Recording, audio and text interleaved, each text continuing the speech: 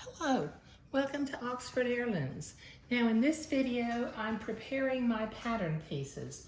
What I've got here is I've got my back yoke piece, my short puffed sleeve pattern piece. Let me set these off to the side. I've got a placket piece for the back of the dress, and then I have a pattern piece that shows me how long to cut the beading for the cuff. So I'm going to set those aside. Okay. I'll get to the front piece in just a minute. I have not cut the front and back skirts yet out of the batiste because I'm waiting for the grandmother to tell me how long the dress needs to be.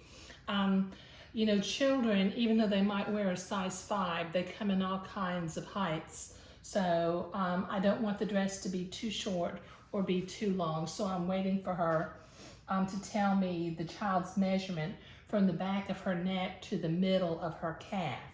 So I'll set that off to the side. Now, once again, the pattern that I'm using is a basic square yoke pattern by Cherry Williams.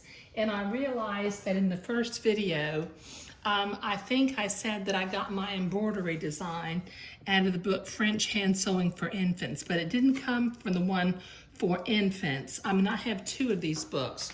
One of them is called French Hand Sewing for Infants, and the other one is just called French Hand Sewing, but they're both by Sarah Howard Stone. So I just wanted to clear that up. Now what I've done, I have already I did not cut out my pattern piece for the front and bodice because since I need to hoop this in order to embroider it, it's a little bit easier sometimes to work with a rectangle of fabric. And then after I get the embroidery done, I will cut my pattern piece out. Now what I did was from out of the book French Hand Sewing, I Xeroxed my little design that I wanted to put on the dress, and using a friction erasable pen, which I'll put a link for these down below if you want to get some. I've traced the design on the front of the bodice piece. The nice thing about these friction pens is that when you iron them, the markings go away.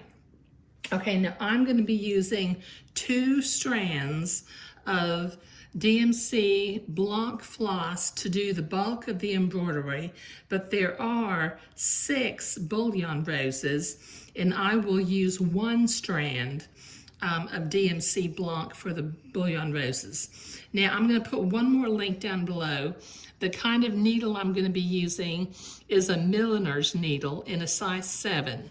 Now these come in lots of different sizes, and I like size 7 because it makes a nice, tight, delicate little French knot. So down below in the video description, I'll also put a link for these milliner's needle. It comes in a set of 3, and the number 7 needle is the smallest needle in the package. Okay, so I'm going to hoop up my bodice piece. I've got it's about a 5" by 9 inches, I guess. It's an oval hoop, but it's big enough that I can see the complete design in the hoop. There we go. Okay, so now I am going to get busy doing my hand embroidery, and when my hand embroidery is finished on the bodice of the dress, I'll get started constructing the garment. I will not be doing the hand embroidery on the skirt of the dress until after I complete it and hem it, and it'll be one of the last things that I do. But preparing the pattern pieces is what I was doing today.